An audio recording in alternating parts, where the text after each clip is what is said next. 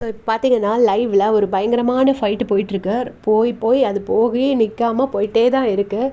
சத்தியமாக அதை எப்படி டாலரேட் பண்ணுறதுன்னு கூட தெரியல. கண்டினியூஸாக சண்டை தான் போட்டுகிட்டே இருக்காங்க. அப்போது அதாவது வாட்டர் மெலனுக்கும் கானா வினோத்துக்கும் ஒரு சண்டை வந்திருக்கும். அதில் கானா வினோத் வந்து ரொம்ப எல்லைமீறி போய் போடா பைத்தியக்கார நாயின்லாம் பேசியிருப்பார். ஸோ வாட்டர் மெலனும் அவர் ப்ரொஜெக்ட் பண்ணுற அளவுக்கு ரொம்ப இன்னசென்ட்லாம் கிடையாது. அவரும் இன்னும் இன்னசென்ட் மாதிரி ஆக்ட் தான் பண்ணுறாரு. இந்த கானா வினோத் வாட்டர் மெலன் பிரச்சனைக்கு ஒரு முடிவே கிடையாது. நான் யார் எதை எப்போ ஃபஸ்ட்டு பிரச்சனை உருவாக்குறாங்கங்கிறது நமக்கு தெரியவே தெரியாது. ஒரு நேரம் அவரும் ஒரு நேரம் இவர் இப்படி மாறி மாறி டார்ச்சர் பண்ணிகிட்டே இருக்கிறாங்க. ஸோ அந்த சண்டைக்கு சாரி கேட்கணுங்கிற மாதிரி பேச்சு வருது. திவாகர் வந்து பேசுகிறாரு. உடனே வந்துட்டு பிரவீன் சொல்கிறாரு, இங்கே இந்த சாரி கேம்லாம் கிடையாது, சும்மா சாரி கேளுலாம் சொல்லக்கூடாதுன்னு சொல்லிடுறாரு. இதை சொன்ன உடனே விஜய் பாருக்கு பயங்கரமாக கோவம் வந்துருச்சு. அப்போ நீங்கள் இந்த நேத்திக்கே சொல்லியிருக்கணும்ல, நேத்திக்கு இது வந்து இந்த பாயிண்ட் வந்து அவங்க பக்கம் நியாயம், இது நேத்திக்கே சொல்லியிருக்கணும், நீங்கள் வந்து எதுக்கு இப்படி சாரி கேளுன்னு சொல்லலைன்னு சொல்கிறாங்க. பட் அதுக்கப்புறமா அவங்க வந்து பயங்கரமாக ஒரு பாடி லாங்குவேஜ்லாம் வச்சு ரொம்ப சண்டை போடுறாங்க. பயங்கரமான சண்டை வருது. அதுக்கப்புறமா வந்து திருப்பி எல்லாருமே வந்து வெப்சை என்ன சொல்கிறாருன்னா, மொத்தத்தில் விட்டுடலாம், நம்ம வந்து அவங்களோட பேச்சுக்கு நீங்கள் அட்டென்ஷன் கொடுக்க இந்த சண்டை எக்ஸ்டெண்ட் ஆகிட்டே போயிட்டுருக்கோம். இது வந்து மற்ற கண்டஸ்டன்ஸுக்குமே ரொம்ப அன்ஃபேராக இருக்குது. ஏன்னா யாராலையுமே இங்கே பேச முடியல, பெர்ஃபார்ம் பண்ண முடியல. நிறைய பேர் கேட்கலாம், ஏன் வந்து மற்றவங்கலாம் கண்டென்ட் கொடுக்க மாட்டேங்கிறாங்க, பார்வதி மட்டும் தானே கண்டென்ட் கொடுக்குறாங்கன்னு.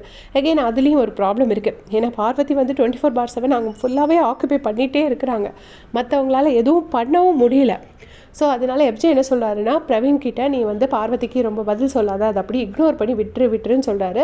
பிரவீனும் அதை கேட்குற மாதிரி இல்லை. திருப்பி இந்த சண்டை போயிட்டே இருக்குது. அப்புறம் கானா வினோத்துக்கும் கமருதன் வந்து ஒரு மாதிரி சாஃப்டாக கொஞ்சம் டீலிங் பேசுகிறாரு. கானா வினோத் கிட்ட நீ பண்ணது தப்பு மச்சான். அப்புறம் பார்வதிக்கிட்டேயும் அவங்களோட தப்பை எடுத்து சொல்கிறாரு.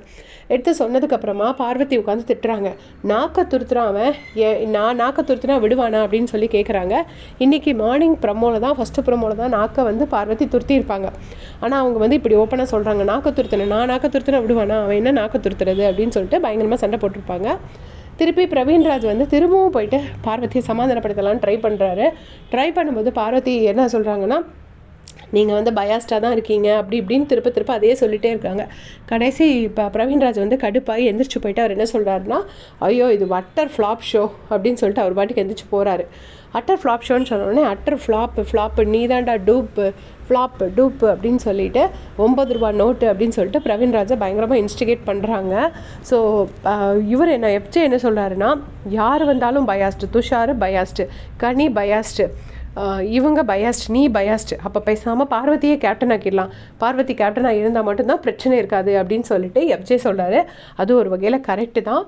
ஆனால் பிரவீன்ராஜ் வந்து இன்றைக்கி சாரி கேம் கேட்க மாட்டேன்னு சொன்னதுலேயும் பிரவீன்ராஜ் பக்கம் தப்பு இருக்குது. ஏன்னா நேற்றுக்கு சாரி சொல்ல வச்சுட்டு இன்றைக்கி சாரி சொல்லாத, இன்றைக்கி சாரியே வேணாம், இன்றைக்கும் ஒரு சாரி சொல்ல வச்சுருந்துருக்கலாம். நேற்று சொன்னது கரெக்டு, இன்றைக்கும் சாரி சொல்ல வச்சுருந்துருக்கலாம். ஸோ வந்து அவங்க என்ன சொல்கிறாங்க, ஆனால் பார்வதி என்ன சொல்கிறாங்கன்னா, நான் மட்டும்தான் எல்லா இடத்துலையும் சாரி கேட்குறேன், வேறு யாருமே சாரி கேட்குறது இல்லை அப்படின்னு சொல்லி பார்வதி சொல்கிறாங்க. அது அவங்க பிரச்சனை பண்ணுறாங்க, சாரி கேட்க வேண்டிய சூழ்நிலை வருது, அதனால பண்ணுறாங்க. ஸோ இதில் என்ன பக்கம் என்ன நியாயம் சொல்கிறதுனே நமக்கு ஒன்றும் புரிய மாட்டேங்குது. உங்களுடைய கமெண்ட் சொல்லுங்கள்.